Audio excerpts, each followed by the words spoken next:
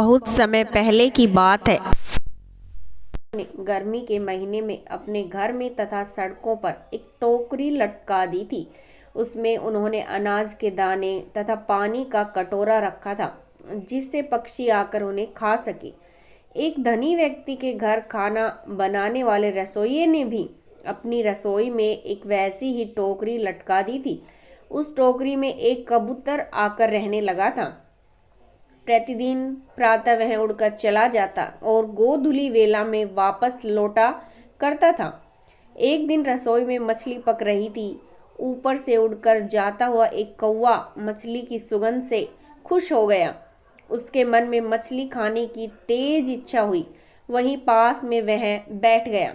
शाम के समय उसने कबूतर को रसोई में जाते हुए देखा। उसने सोचा कबूतर के सहारे वह भी रसोई में जाएगा और उसे मछली खाने को मिलेगी।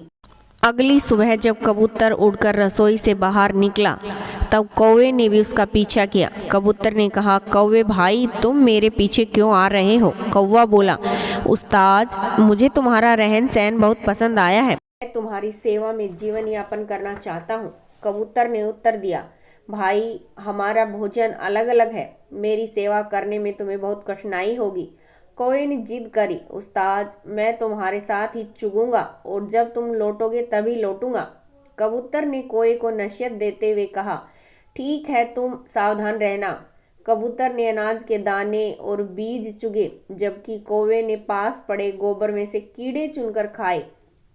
कबूतर के पास आकर उसने कहा, उस्ताद, तुम चुगने में बहुत समय लगाते हो, तुम्हें कम खाना चाहिए। शाम ढलने पर वह कबूतर के साथ ही रसोई में लौट आया। रसोइये ने देखा कि उसके पालतू कबूतर के साथ एक दूसरा पक्षी भी आया है, तो उसने एक दूसरी टोकरी टांग दी। इस प्रकार दोनों पक्षी साथ साथ रहने लगे। एक दिन धनी व्यक्ति दावत के लिए ढेर सारी मछलियां लेकर आया। रसोइये ने उन्हें रसोई में लटका दिया। मछली देखकर कौवे के मुंह में पानी आ गया। उस दिन उसने बाहर नहीं जाने का निर्णय किया, जिससे वह मछली खा सके। पूरी रात कौवे ने बेसब्री से काटी। सुबह बाहर जाने के लिए तैयार होकर कबूतर ने कौवे से कहा, कौवे भाई, चलो चलें। उस्ताद, आज तुम अकेले ही चले जाओ, मेरे पेट में दर्द है। कबूतर ने कहा, कौवा भाई, आज से पहले कभी भी कौवे को पेट दर्द होता नहीं सुना है। कहीं तुम मछली खाने की योजना तो नहीं बना रहे हो? आओ, मनुष्य का भोजन तुम्हें करना सही नहीं है, ऐसा मत करो, चलो मेरे साथ चुगने। कौवे ने अड़े रहकर कहा, उस्ताद, मैं नहीं आ सकता। ठीक है, तो तुम मेरी बात नहीं मानोगे, परंतु सचेत रहना, इसमें तुम्हारा ही नुकसान है। ऐसा कहकर कबूतर उड़ गया।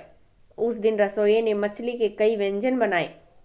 भाप बाहर निकालने के लिए बर्तन के ऊपर का ढक्कन खोलकर करछी उसमें रखकर वह रसोई के बाहर खड़ा होकर अपना पसीना पोंछने लगा। कौवे ने रसोइये को रसोई से बाहर देखकर सोचा, जी भरकर मछली खाने का सही उपयुक्त समय है। अपनी इच्छा अनुसार मैं छोटे छोटे टुकड़े खाऊं या बड़े बड़े टुकड़े खाऊं, एक बड़ा मछली का टुकड़ा मैं अपनी टोकरी में लेकर आऊंगा, जहां मैं बैठकर आराम से उसे खाऊंगा। ऐसा सोचकर कौवा अपनी टोकरी से उड़कर नीचे आया और कलछी पर बैठ गया। कलछी हिली और उससे खनखनाहट हुई।